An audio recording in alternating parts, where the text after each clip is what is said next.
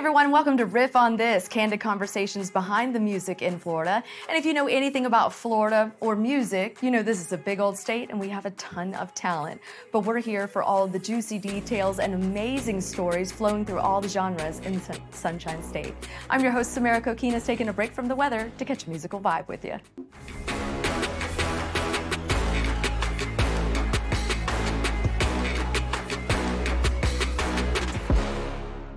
The Orlando Philharmonic is Central Florida's own professional orchestra that served over 187,000 patrons, 85,000 children and families, and 1 million students for the last 3 decades. The orchestra is comprised of musicians from around the world. My guest today will not only take us back in time with some amazing Orlando Philharmonic stories, but also share some of the diversity and heritage that attendees can expect in this special season.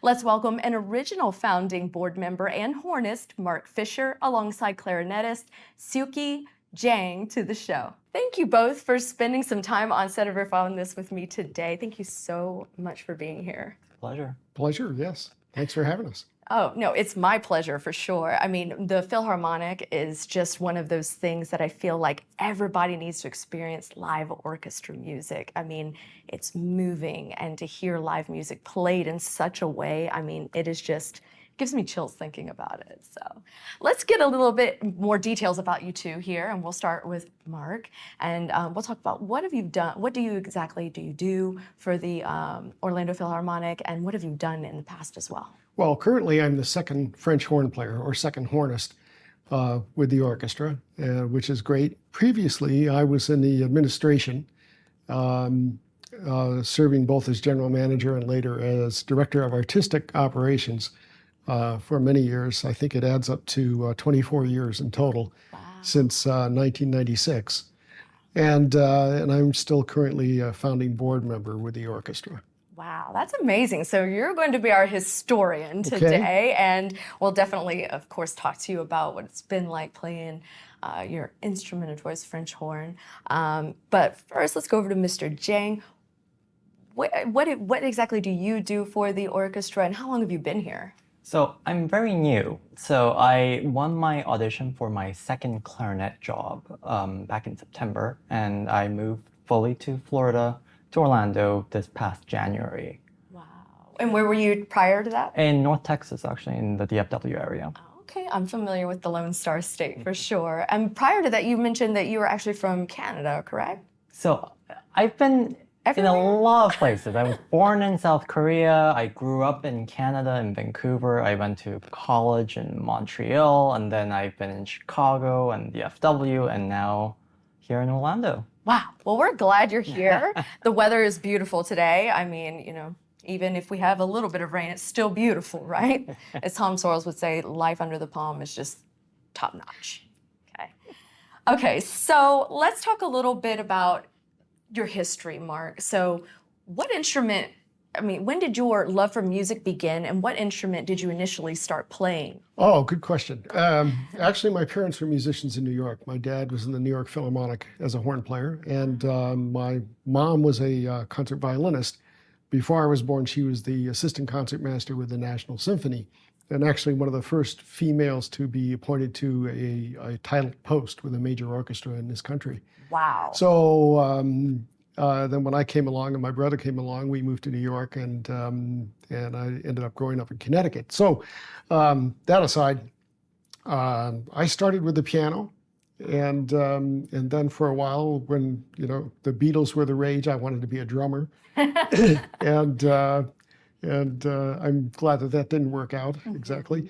But then I took up the horn in about the 4th grade, and the French horn? Yes. Okay. Yeah. Directly, and stuck with it. And my dad showed me which valves to put down for the fingerings, and that was about all he ever told me. Said, you know, blow in this end and put these valves down, and you're on your own. Good luck, kid. And that's right. Make me proud. That's right. So later on, I ended up studying with a former member of the Philadelphia Orchestra, and his name was Ward Fern. And he took me from about what I call now a beginning level to the point where I could compete and win an audition. And so I won the audition at the age of, I think I was 22, with the Florida Symphony Orchestra here in Orlando. And that was the beginning. Met my wife, who was the timpanist at the time, and never thought I'd marry a drummer. But well, it was kind of in your history. Perhaps, you yeah. wanted to be a drummer, Perhaps, and perhaps. look at you marrying one. And it's funny because there's so much history in the music business that goes generational history.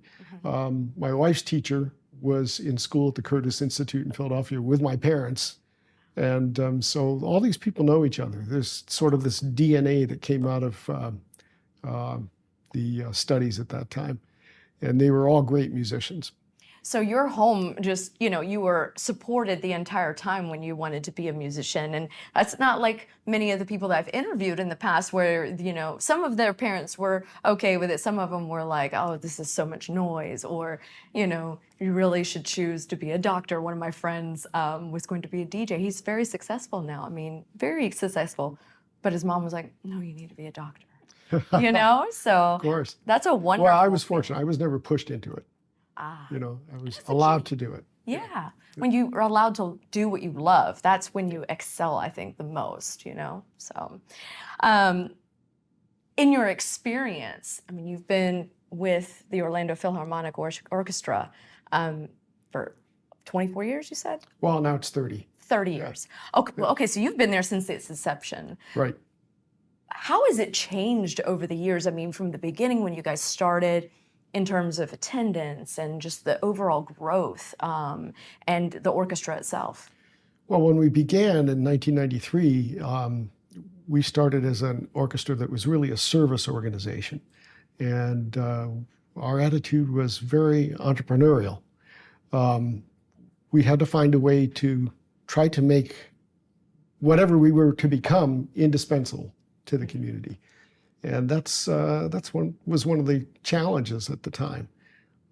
We found that we had a terrific ally in the company that was Orlando Opera, because of course an opera company needs a live orchestra. Absolutely. And so we were able to develop the relationships with the opera company and Orlando Ballet and the school systems to present programs not only for you mentioned the 85 million students that we've served over the years. And so we were able to develop that into a basis for presenting our own concerts. And it started very small, just performing chamber orchestra works in churches. And it was about 3 years before we could build up enough financial capital to be able to present our first concert in the Bob Carr Theater, which is, of course, now not needed anymore. And so over the first 9 years or so, we built the budget up to about $1 million and stayed in the black. And we were able to gather some influential people to the board who were very interested and crucial to the future of the orchestra. And eventually we were able to start presenting our own concert series in the Bob Carr Theater, including pops concerts and classical concerts, and also continuing with the chamber orchestra, and also serving the needs of the opera company and the ballet company. So gradually it grew and expanded over the years to have more of a more stability, financial stability, and we were able to also build up the endowment funds, which is an also crucial element to a successful arts organization. So here we are 30 years later, and now we walk into the new Steinmetz Hall, where I still pinch myself. And every time I walk onto stage, I look up at the hall and I think, this is unbelievably beautiful. And then when you're able to make a sound in there, you hear what it does to the sound of the orchestra, as opposed to where we were before. And I think Gil Yilmaz said it best. He said, this hall is an instrument. It's not just a room, it's an instrument. It's a spectacular space. And in the future, I believe that this venue will cause the Orlando Philharmonic to become a more refined ensemble over time, and already has. in the first season. But it is a real joy to make music there. Awesome. What is one moment that you can really think of that kind of sticks out to you as memorable since you've been there so long? I know there's probably a lot, but just pick and choose one that just really kind of sticks with you. I'd have to say our first concert in Steinmetz Hall was spectacular. Actually, What the year was first.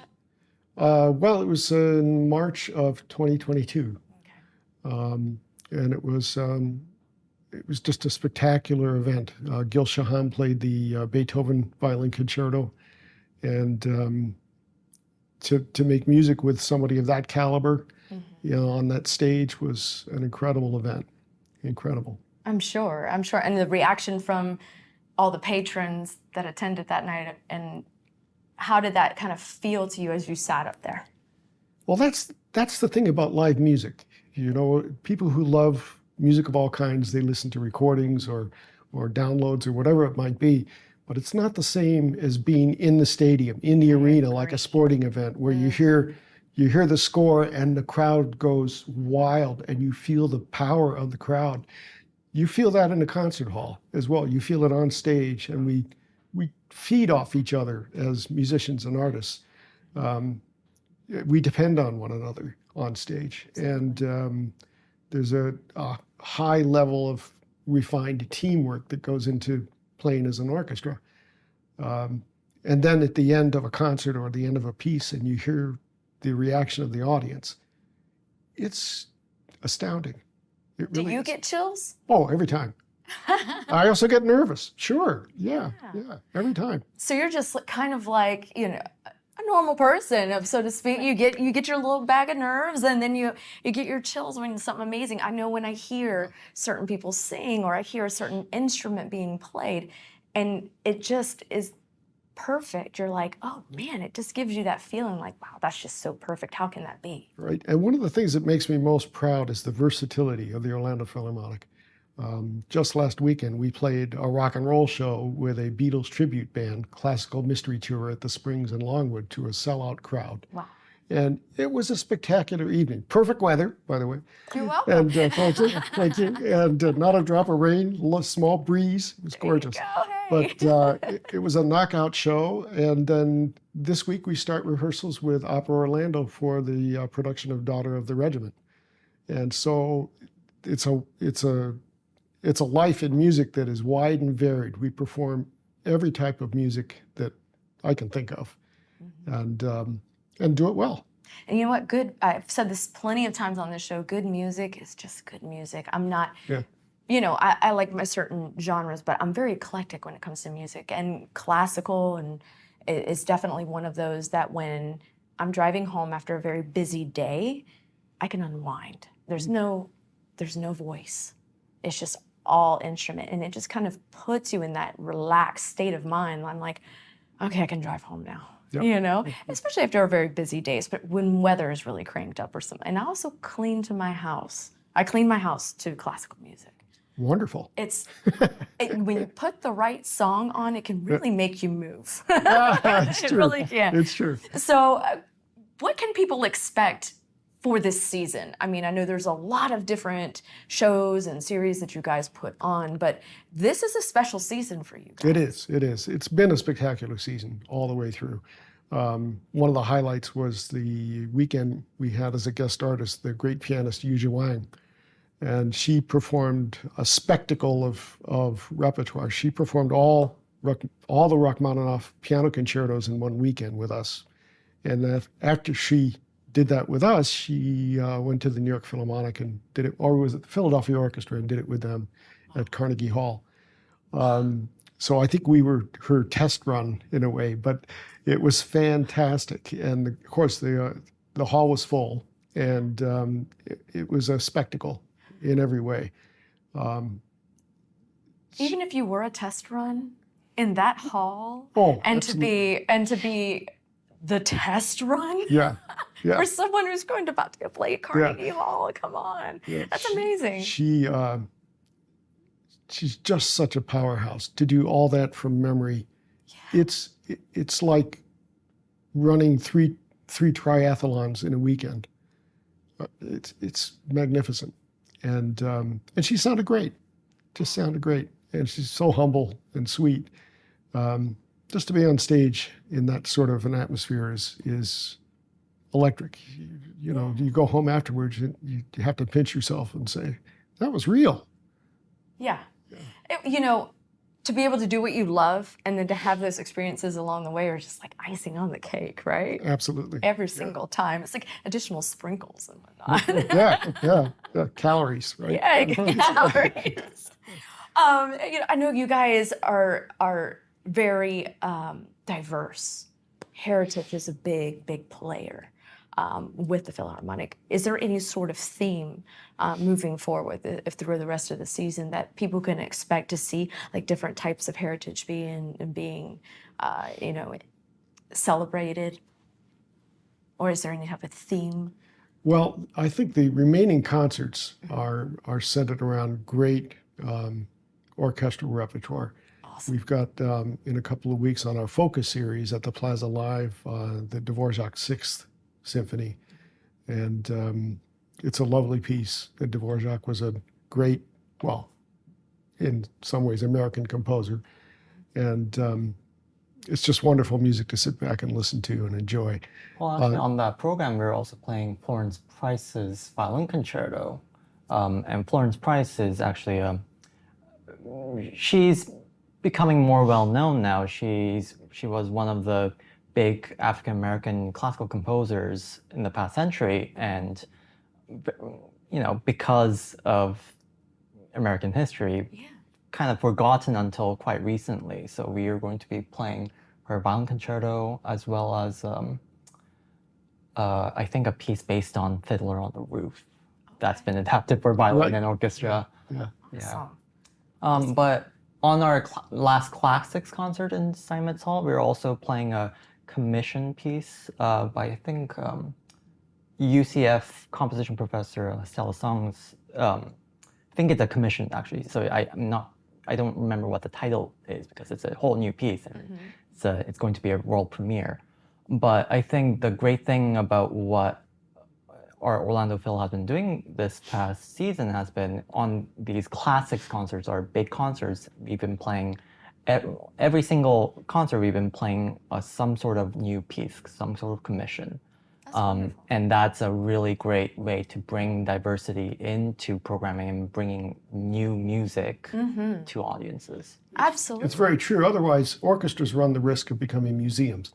Not that museums are wonderful, but we have to stay current. And it's very important to us to be able to present new composers and music people have never heard It before. changes over the years, and that's the great thing about music. You know, it is because of that change that we end up with some amazing music that we can reflect on going forward, build and then the impacts that it has on society as a whole. We're talking about building relationships and just being exposed to these different elements from whatever cultural background someone is from, and having a better understanding through music, I think is wonderful. It's almost like therapy. I know they do music therapy, but it really is. It's a teaching moment. It's a therapeutic moment.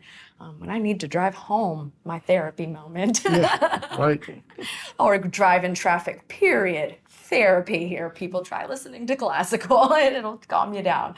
But you're right. It's an ever-changing industry that you're right. You have to stay very much in tune with what's new, and I think exposing those people that's a wonderful attribute. And it's an international language. Absolutely. You're right. You're right.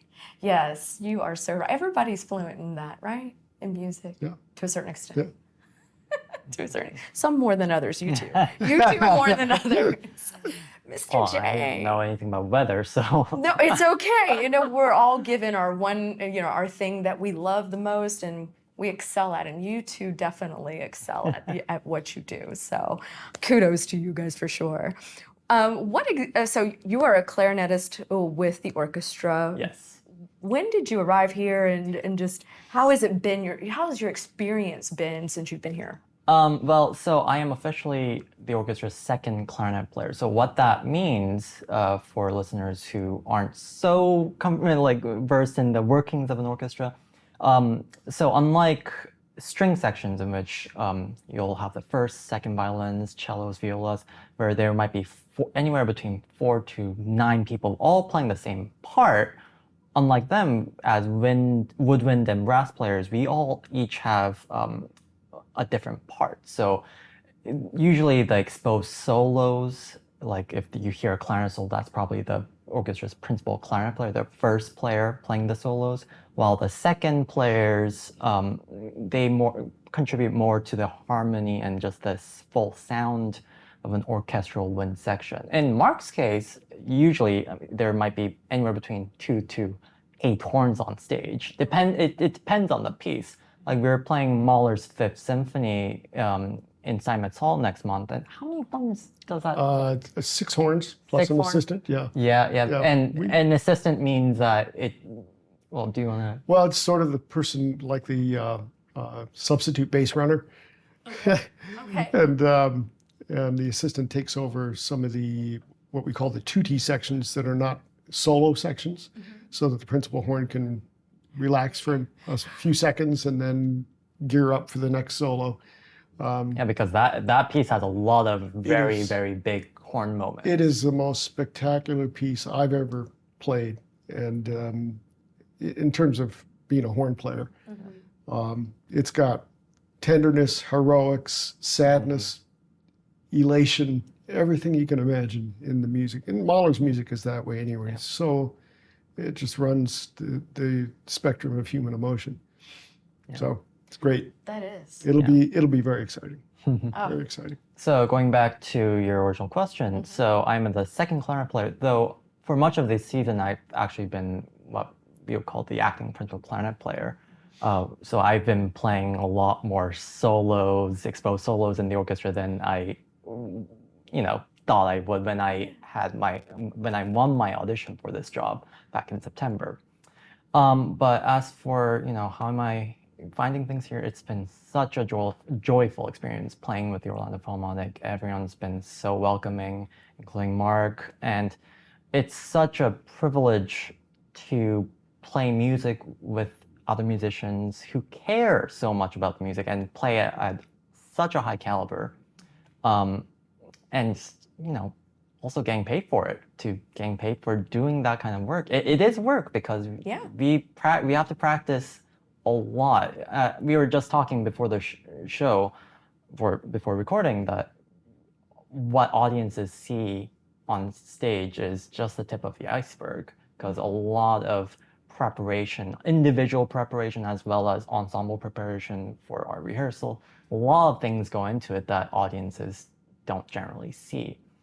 So yes, it's been a lot of work, but it's been such a great experience. I'm so happy to be here. I'm still new. And I'm still finding things out, and I'm loving Orlando as a city.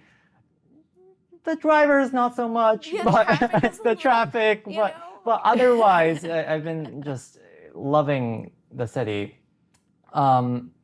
We were talking about Steinmetz Hall earlier, and for me as a new musician in the orchestra, I can't imagine being here at a better time, starting at a better time than our 30th anniversary season. So this is our first full season playing in the new Steinmetz Hall at Dr. Phillips, because the hall opened in March, you said, right? Last March? We performed our first concert on stage in March of 2022. Yeah, so it's still very new, and it's such a piece of work, or piece of art, really.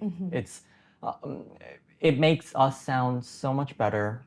It's a privilege to play in the hall. And actually, when the Chicago Symphony was here on tour back in February, I had coffee with my old teacher, who's a principal clarinet player in that orchestra, and he was telling me everyone in the orchestra was so jealous of our new hall here. And he told me it's like heads and shoulders above any acoustic space in the state of Florida, period. And they know, because they tour all around Florida in February. They were playing in Naples, in Sarasota, in Miami. And coming from Chicago, with it being so art-driven, I love Chicago. It's a great city. That's a big compliment because they're also big on infrastructure there. Yeah. When it comes to Actually, sound. funny story. So the grand the music director of the Chicago Symphony, Riccardo Muti, he's a very big name conductor.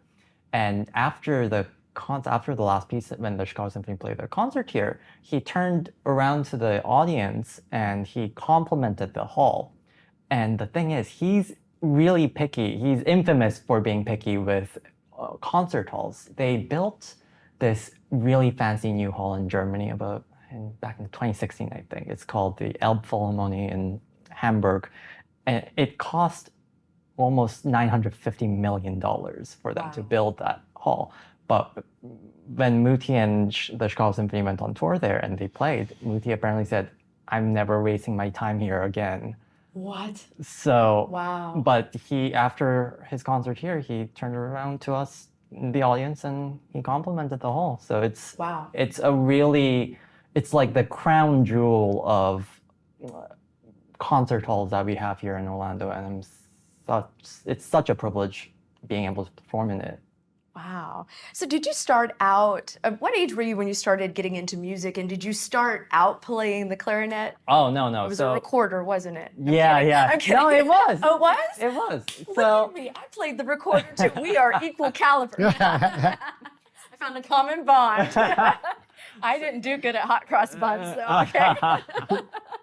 Well, so funny story. So I really got into recorder when in elementary school music class, and it must have been when is fifth grade, like 9 or 10, something like that. It's been a while for me, so I don't quite recall.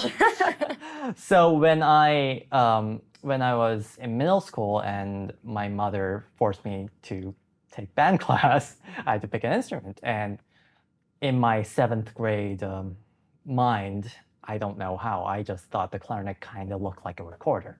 Okay. So that's how I actually ended up playing the clarinet, except I kept playing in band class and I really liked it. And I think kind of late in high school, I think I was more of a late bloomer than most classical musicians, especially pianists or violinists. They'll start at the age of 5 or something. With string players, they actually have very small violins that they quarter-size violins or things that they give to children, and then they swap it out for bigger and bigger until they become, grow old enough to actually use a full-size instrument. But yeah, I started taking lessons when I think probably my junior year of high school, and then I really tried to get into it. I worked a lot, and yeah, I've been very fortunate that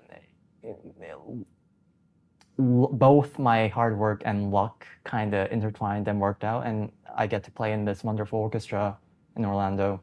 So when you were young and you started playing the clarinet, did you ever dream of being a professional in doing this and then visiting, going to live? Were you in Canada at that point? Yeah. So I grew up in Vancouver. Vancouver. So yeah, and I mean, growing up in Canada, I don't think I ever dreamed of being in an orchestra in Florida, let alone the United States, of course, because things are more competitive in the United States as well.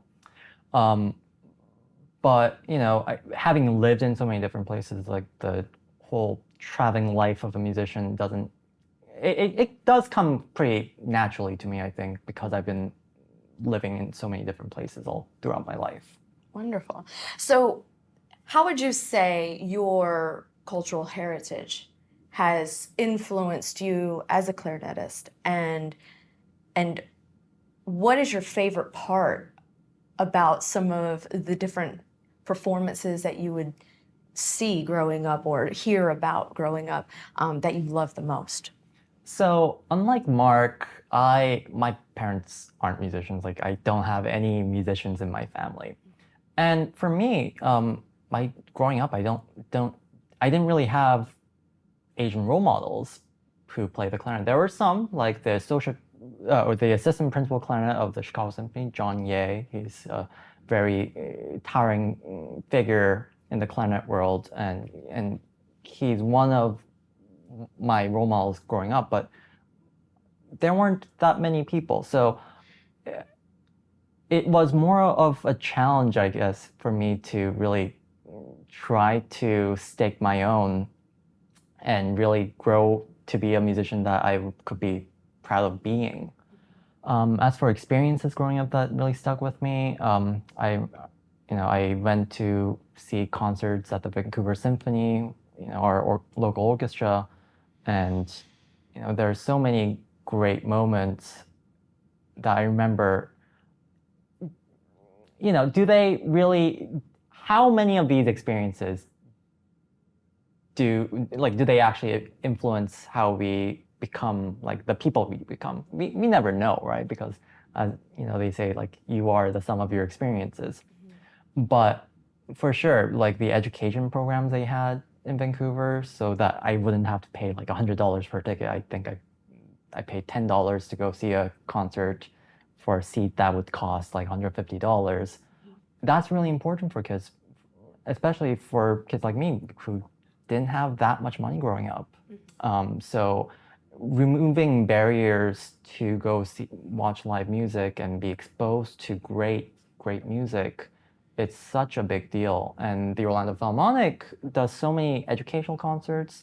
Every year we do these young people's concerts in the fall, and so many kids come and watch our program, our youth programs. How many children did you say? I think it's approximately 70 to 80,000 a year. Wow. Yeah, it runs for several weeks, and it includes, of course, Orange County, Osceola County, Volusia County, Seminole County, and I think they're going to be expanding as well. So have you guys ever had the opportunity to kind of interact? I mean, I know you arrived last fall, but you've been there to see the year after year students arrive and attend these concerts. Have you guys had an experience maybe with one kid, or just that was a moment that you remember that may have possibly influenced that child? Well, we do have different programs that are educationally oriented, where members of the orchestra can go to various schools in the area and work with students. I myself have been doing it. I think you've been doing some. And, it's rewarding. You start with a student who really doesn't know what it can sound like. And then they'll hear us play, and their eyes get big and they go, oh, that's what it's like. And one student in particular from Jones High School, I was able to get a ticket for him to come to our most recent classical concert. And he was just, you say blown away, but he was absolutely just blown away by the concert. He had never experienced anything like that, much less Steinmetz Hall. Yeah. So it was spectacular. Oh, I bet. Yeah. And a lot of us classical musicians don't just play in orchestras. We actually teach a lot of students as well. And as for me, I was in Texas before that, and bands are a really big thing in Texas. Yes, they in are. schools, and I would actually go into schools during class times to teach kids during their band periods. Wow. So I've worked with students a lot, young, maybe middle school to high school mostly. But yeah, when you teach children music, it's not just teaching them how to, play this one note. No, it's teaching them these values and these life skills at how to work on something and to accomplish what you're trying to accomplish. Because I think more than anything, when I'm teaching music to children, it's not like I'm trying to get them to be performers. I'm not trying to get them to go into music school. No, I don't think that's the point. I'm trying to give them these tools so that they could use throughout their lives. It's true. When you think of professions that require a human being to work at a very high level with a team on a timeline, it becomes crucial to learn those skills at an early age. And music is one of those, maybe perhaps the only one, that teaches a student, my goodness, I have to do this at this time with these notes. Correct. And I have to negotiate this on my instrument and fit in, and I can't go backwards. You get one try. You're right. You know, You're very it's right. you're always shooting free throws, and of course the standards now are so high that if you shoot a free throw in music and you hit the rim and the ball goes in, you don't get the point. You can't hit the rim, you can't hit the backboard. It has to just be net, swish, and that's how high the standards are. Yeah. So for students, in fact, I ran into an airline pilot on my way to a music festival in Wyoming years ago, and he said, "Is that a French horn on your back?" I said, "Well, yeah." "Is that a Lockheed 1011 you just pulled in?" You know? And he says, "Well, I always wanted to play the horn." And I said, "Well, I always wanted to be a pilot." So he says, "Well, you should know that in his Air Force squadron, every pilot was a musician." And I asked if it was a coincidence, and he told the story that I just told. They seek out people, young people who've learned to think on a timeline and perform at a high level. And it develops different skills than a lot of people have. When I was younger in elementary school, I actually played in an orchestra. Was in my school, not in the youth orchestra or anything like that. We were not to that level, but very small town. But we had these Orff instruments, and I remember playing the bass and I do play bass guitar as well as some piano. But the thing about playing the bass of the metal section, not the wood, I was the reason they were following the tempo for the evening or for that concert, wherever we were playing. And I remember specifically playing canon in D. And at a young age, when you can accomplish something like that, using different sections, and they're coming in at different times, and you're ending on different times sometimes, to see the reaction of just our parents made you feel amazing, and all that practice that went into it. I mean, I remember sitting there with my girlfriends, and we would just be like tapping, on something because we wanted to get it correct. Even if we didn't have the instrument in front of us, we would just be like, no, that's not the right way. It's dun, dun, dun, dun, dun. We would practice like that. So you're right. It does instill a very in-depth study pattern. You have a sense of time. You have a sense of appreciation as well. So it's helped me in news. Deadline oriented.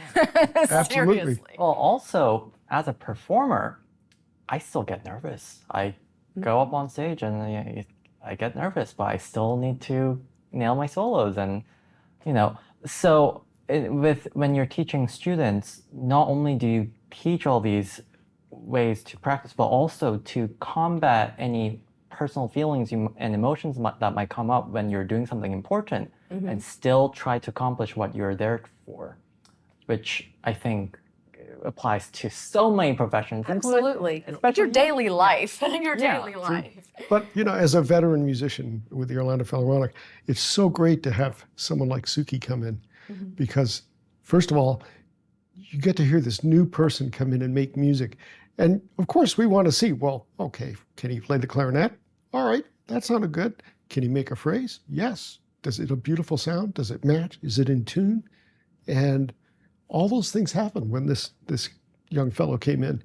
And for those of us who've been there a while, and someone new comes in, you just go, It's this promising. is great. Yeah. It's such a breath of great. fresh air. It's wonderful, great. right? Yeah. But also, as I said, everyone has been so welcoming here, and people like Mark in the orchestra have been so supportive. When I'm at work, so that really does help as well. Absolutely. It makes you It's a sense of appreciate it. community. Yeah, and you want to work harder because of that, because you course. just love it so much. Final question for you both. So we have a few minutes left here. What would you say to anyone who has maybe thought about going to see the orchestra play, or maybe hasn't quite gone yet, or has never even thought about going? A couple of things. Come on. This 30th season was, I think, the greatest season we've ever produced, musically and through the repertoire that we performed and the guest artists we've had. And it's not over yet. But next season is better. Next season, we are taking on repertoire that is just the greatest. Mussorgsky's Pictures at an Exhibition to begin the season. Then after that, Stravinsky's Rite of Spring, which is a gigantic piece. In fact, when it was premiered in 1913 in Paris, there were riots because it was so dissonant. Wow. And people couldn't understand why Stravinsky would write a piece that was so difficult to listen to. And of course, now it's standard repertoire. So it's spectacular. Later in the season, we're doing the great Saint-Saëns Organ Symphony. And there's more. At the end of the year, we're doing the Mahler Second Symphony, the Resurrection Symphony, with huge choruses, combined choruses from Stetson University and UCF. And it'll be spectacular. And there's, tons of music in between. It's going to be an even greater season than this. And all of it in beautiful Steinmetz, and the Focus series at the Plaza Live. I'm thrilled by it. I'm just thrilled to be part of it. After working so many years in the administrative side, it is a complete joy to go to work and not worry about timing, deadlines, overtime, all the things that go into making an orchestra, the business side that the audience never sees and should never see. Right. And so I'm just simply looking forward to next year. It's going to be fantastic. That's what I was going to say. Everybody just come on down. You need to experience it, right? I mean. Yeah, and speaking of next season, I think I'm very proud of the programming that our orchestra has come up with for next season, including the inclusion of guest artists and conductors. We have Mei-Ann Chen, who's an Asian female conductor. I think she'll be conducting the Brahms Third Symphony. She's a conductor of the Chicago Sinfonietta. We have several other more diverse artists that we really need to hear their voice. And I'm really proud of how the Orlando Phil is giving these voices a stage and a podium, And there are several new commissions that we are part of with other orchestras and consortiums with other orchestras where living composers have written new music to be performed by the member orchestras. So we're part of that. And I did just want to say, classical music actually is more popular and more accessible than ever before. Actually, there was this survey I read about where it said more people under the age of 25 are listening to classical music than people over the age of 55. Actually, Apple just released a new streaming app for classical music. It's called Apple Music Classical. Anyone who has an Apple Music subscription has access to it with curated playlists from their editors and performers like Yo-Yo Ma has his his personal playlist on there. But the thing about a live performance, a live event, is it's just a whole other world, because you go into a hall, whether that's Steinmetz or the Plaza Live, and you get to disconnect from all the white noise for a while. You get to turn off your phone or silence it. You disconnect from work, from social media, from your texts, and you get to connect with 40, 60 musicians on stage playing great music for you and the rest of the audience. And that's the kind of connection, I think, that everyone's kind of looking for in this day and age. And you're going to find that with the Orlando Phil. That's wonderful. Well, I really appreciate the both of you of taking time out of your busy schedules. I know you have a lot going on right now. So thank you again for coming out and sitting with me on the set of Riff on This and talking all about the Orlando Philharmonic. I really appreciate you both. And stay tuned, stay locked in tight here. I'll have another episode coming to you soon. Thanks for listening to Riff on This, and a huge thank you to our special guests from the Orlando Philharmonic. Be sure to follow the Orlando Philharmonic on social media by searching Orlando Phil. Also, you can link me on my social media. Just search Samara Kokinas News 6 on Facebook and Twitter. On Instagram, Samara Kokinas. And before we go, a huge thank you to our behind-the-scenes production team, Derek Mosier, Ryan Haley, Chris Flora, Joe Brennan, and of course, Bob Myers. Please take some time to rate and review us on Apple Podcasts and on Spotify. And don't forget, sharing is caring, so tell a friend about us too. You can find videos of all the podcast episodes on clickorlando.com/riffonthis. Until next time, friends.